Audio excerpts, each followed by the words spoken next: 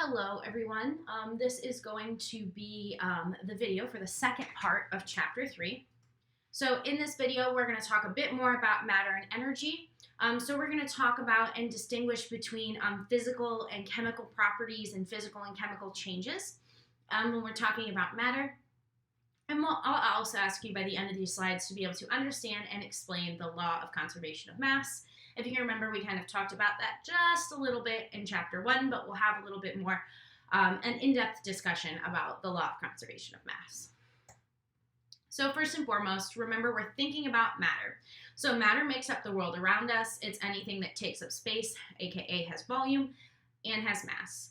Matter is made up of atoms and molecules. So atoms are the smallest building blocks of the universe, and molecules are made up of 2 or more atoms joined together. In the last set of slides, we talked about the states of matter. So we know that if we're going to classify matter, we can classify it 2 ways: by the state of matter, so solid, liquid, or gas. And we came up with very specific definitions for those. And then with composition as well. So what type of atoms or molecules make something up? That might be a pure substance, and that might be an element or a compound, or it might be a mixture, whether it's homogeneous or heterogeneous. So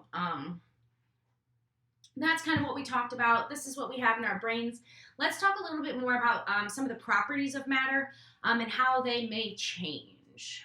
So just a quick review here. I want you to think about which image here best represents matter in the gaseous state. So which one of these is in the gaseous state? Go ahead, pause the video if you need a little bit more time to think.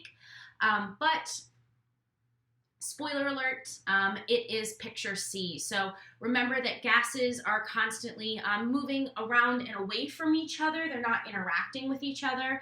None of these atoms are touching each other, or particles, or whatever you want to call them. None of them are touching each other, and they look like they're zooming around. B represents a liquid. You can see that they're tightly packed together, but they still have some space to move into. And A represents that solid, where that's a very rigid structure. The atoms are where they are, they're staying where they are, and they're very closely packed together. So, I also wanted to do a quick little check over which one here is a pure substance. So remember, a pure substance only has one kind of atom or one kind of molecule in it. So we've kind of got light gray atoms and dark gray atoms here. So if we look at the first picture, we can see that we have molecules made up of 2 dark gray and 1 light gray. If we look at the second picture, we have a bunch of different light gray atoms and dark gray atoms all mixed together. And here we have molecules made up of 2 light grays and 2 dark grays all mixed together in picture C. So go ahead and pause and check it out, and if you need a little bit more time. Otherwise, here comes the answer. So for picture A depicts the pure substance. So there are 2 kinds of atoms in every picture that we see here, but this one has the same kind of molecule throughout, whereas in B and C we have a mixture of different kinds of atoms, and in C we have a mixture of different kinds of molecules. So just a quick check, just kind of getting that blood pumping in your brain, thinking about how we can or just kind of thinking about matter and some of the things we've learned this far about matter. So we figured out we can classify matter by the states of matter and by the composition of that matter. But what else can we do with matter? So we might want to talk about the properties of matter. So these would be the characteristics that distinguish one substance from another. So whether that be distinguishing the difference between water and alcohol by the smell, distinguishing gold and silver by the color. Basically, how can we tell things apart? And we tell them apart by their properties. So properties are, again, a set of characteristics that we can use to tell different substances apart from one another. Or maybe we want to look at that set of characteristics because we have a list in our mind of characteristics, and we got to find a substance that has those characteristics. So we could do both. So I need a metal that I can bend and shape to make a ring. I'm looking for something like a malleable metal. So I might go look and test different kinds of metals to determine, boom, gold's going to be the best thing to make the ring that I need at this time.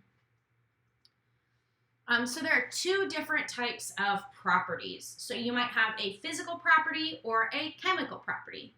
So a physical property is a characteristics that a substance displays without changing its identity. No matter even if something happens, it's going to still be the same substance. This might be the color of it, it might be density, volume, mass. So even if you change the volume of a gas, you still have the same gas. Boiling point, melting point, luster, how shiny something is, malleability, how you can bend and shape it, magnetism, for example. And it's how a substance just behaves when it's itself. So properties are things we can observe about a substance as it is acting like itself, just being itself, just hanging out. A chemical property is a characteristic that a substance displays when it's changing its chemical composition. So this might be things like toxicity, chemical stability, how long we can let something sit on a shelf before it turns into something else. Flammability, so how easily it is to catch something on fire. Reactivity, how things react with each other. Acidity or basicity, how acidic or how basic something is when we talk about acids and bases, so on and so forth.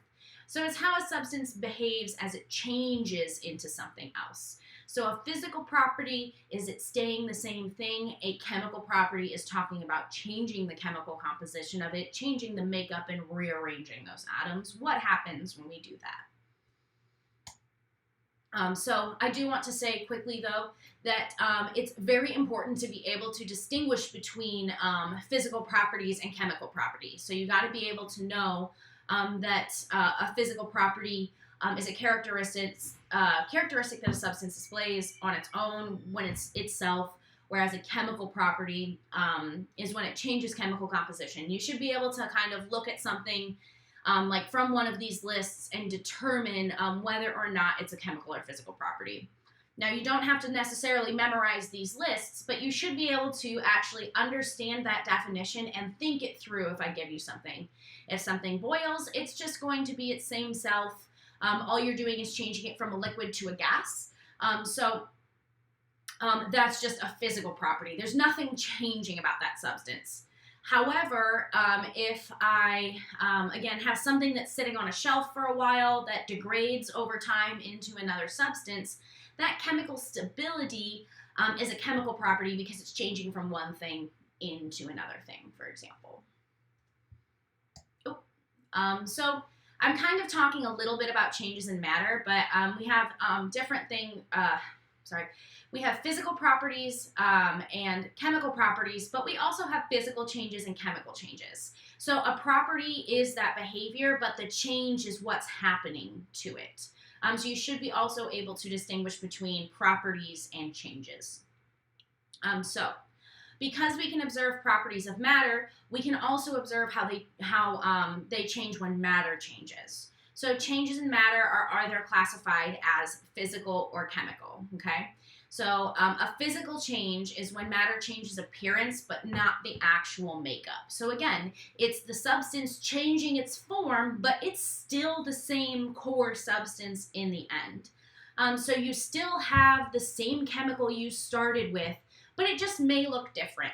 So it might be a different form of the same substance. So when you take a pop can and you crush it because you're going to recycle it, you've now changed the physical form of it. That's a physical change. It doesn't look the same as it did before you crushed it. If you boil something, so any sort of boiling or freezing or melting, that is all going to be a physical change.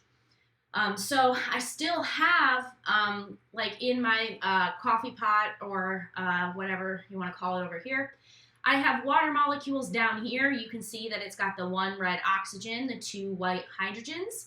But when it's turning from that liquid into that gas, so we got the densely packed particles down here, all stuck together, but we're able to slip past each other, up into those gas molecules that are floating around, not interacting with each other, we can still see that all these gas molecules are still water because they have that one red oxygen and those two white hydrogens. So if I'm boiling something, I'm freezing it. If I'm condensing something or melting something, those are all going to be physical changes. If I take a piece of paper and I shred it,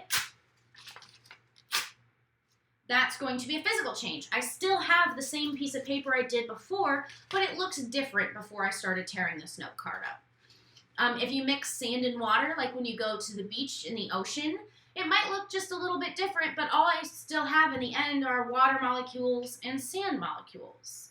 And so on and so forth. So there are lots of different examples of physical changes. So a physical change is when something actually changes, but a property is kind of measuring what happens when the change occurs. So boiling water is a physical change, but the boiling point is at when that physical change happens. So that's the property is the boiling point, whereas the physical change is actually the boiling action itself. So a physical, like the changes that when we talk about physical and chemical changes are the action itself, whereas properties are a measurement of what happens, when maybe that change occurs, or in time, or in temperature, or something like that.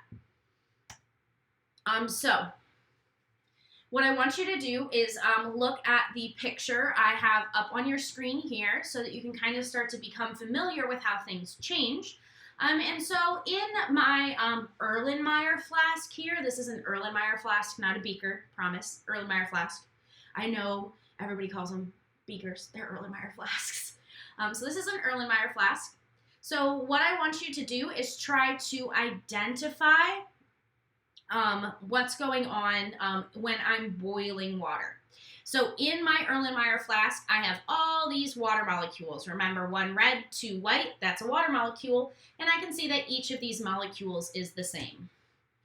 So if I'm checking out this picture, if I'm looking at the pictures A, B, and C, which one represents that water boiling and turning into a gas? I'll give you a couple of seconds to think about it.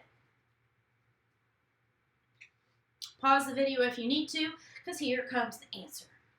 All right, so if I'm looking at the pictures, if I start to look at picture B, for example, I can see that, hey, I've got some more molecules. Maybe that's boiling water. However, remember, it stays the same substance, and something is the same substance or the same chemical if all of those atoms are hooked together in the same way, in the same order, in the same shape. So in picture B here, what I have is that I have 2 red atoms and 2 white atoms all of a sudden. And I started with 1 red and 2 white hooked together. So can't be option B. Option B doesn't show the same substance. And remember, boiling is a physical change, so I start with the same substance and I end with the same substance. If I check out picture C over here, and I think about this picture, what it's showing me is that they're all individual atoms. So when we boil something, we're not taking it and ripping apart all of those molecules. Remember, boiling is a physical change. If I rip apart all those molecules into their individual atoms, I have something different than when I started. So that's a chemical change. So if I was looking at this picture, this is like a chemical change that you could do, breaking apart those water molecules. So this, not the right answer either, because again, I do not have the same thing as what I started with. I started with 1 red and 2 white hooked together. Here, I don't even have any molecules. So this is not what happens when we boil something. Picture A over here that I mysteriously left for last for a reason is our picture of when something boils. So here I've got all these water molecules very, very close together. And in this picture, they kind of look like gases. They're spread out, that kind of deal. Oh, the question. I explained the question, but it should be on the screen. Okay, so we talked about a physical change. Let's talk about chemical changes. So chemical changes occur when matter actually changes its composition. So it's going to be when matter actually turns into something else. I don't have the same thing as what I started with. So it may or may not be accompanied with a visual change. So sometimes we can do chemical reactions and we won't even be able to see what happened, but if we do some testing, we can prove that we have something different than what we started with. And again, you do not have the same thing in the beginning and the end. When you start with one substance, you end up turning it into something new. If you look at the picture of the nail over here, the nail started as pure iron atoms all packed together as a solid. But what happens over time is if something rusts, it's taking oxygen from the air. So iron 3 oxide here, is actually iron and oxygen together to form rust. So rust is actually iron oxide. So it took on some oxygen from the air. Here, no oxygen atoms, just pure iron. Here we actually have these this iron oxide compound. So some examples of chemical changes might be burning wood, digesting your food, right? We're breaking it apart into all its component parts in our tummy. Boiling or like cooking an egg, milk going bad, you're not going to have the same thing as what you started with. My picture of metal rusting here. A firework is an example of a chemical reaction because we're combusting something, and in the end what that allows us to do is see all of these pretty colors. If you mix vinegar and baking soda, like when you may have hypothetically made volcanoes back in the day, when you're mixing baking soda and vinegar, we can see that very vigorous, bubbly gas reaction. So we don't have the same thing as what we started with in the end. And of course, a chemical change, chemical reactions, everything we're here for. So again, the difference between a chemical property and a chemical change is the chemical property is like the measurement of the change, or the time at which the change occurs, or the level of acid or base something is at which it occurs, or something like that. So again, that's the difference between a property and a change. And then a physical change, you have the same thing you started with that you end with, and in a chemical change, you have something entirely new at the end of your observation. So let's check out this bonus conceptual checkpoint. So I have 2 lighters here, okay? Which of the lighters depicted in the picture is undergoing a chemical change? And so in the picture on the left, I have the picture of the lighter, and it's not lit on fire. We're just letting some of the liquid butane escape from the lighter. In the picture on the right, there is a fire happening over here. So that's kind of the difference in the 2 pictures, okay? I'll go ahead, give you a second to pause the video if you need to.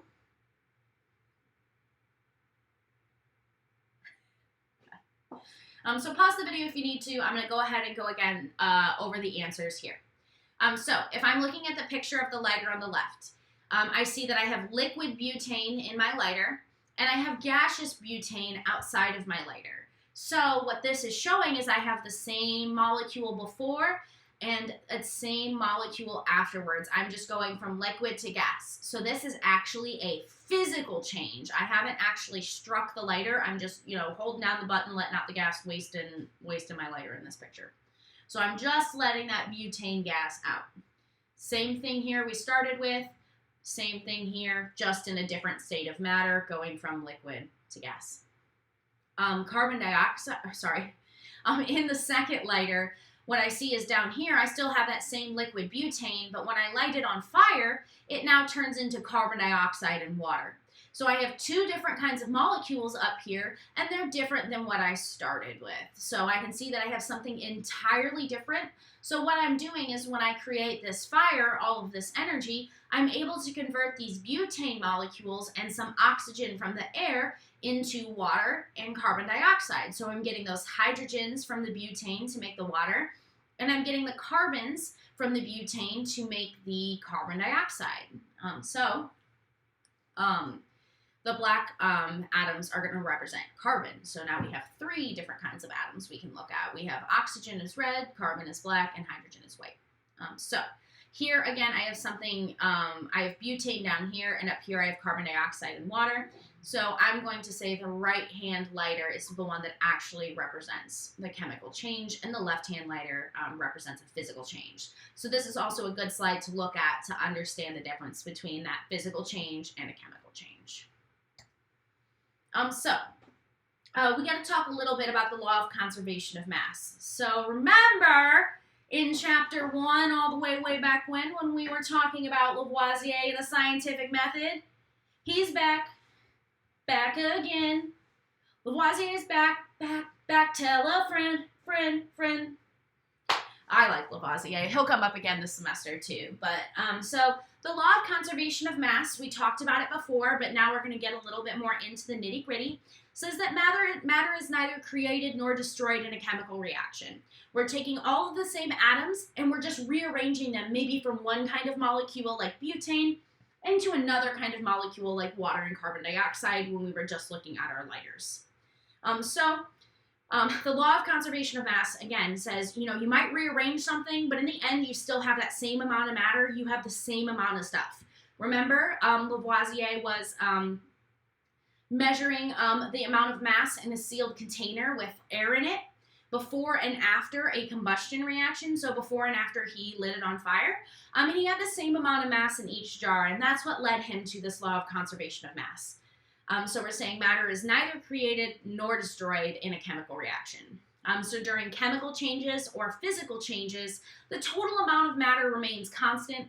We're just looking at something that's a little bit different about that substance. So why is the law of conservation of mass important? Why are we talking about it? This is one example of how we might use it, is that we might use it in a calculation to determine how much of a specific substance was made. And maybe it's really tough for me to measure that substance. So let's say I do a chemical reaction in the lab, and I'm mixing two liquids together, and I notice that it has some bubbling.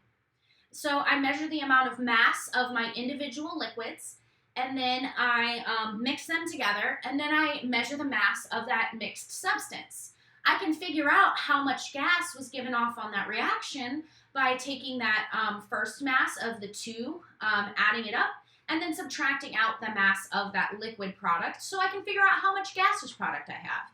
So this really helped us to be able to further chemical experiments and do more chemical reactions and understand better what was happening before and after the reaction, okay? So again, during a chemical reaction, the law of conservation of mass states that matter is neither created nor destroyed, it's just transformed into something new. So that's chapter 3, part 2. Be looking out for part 3 very quickly here.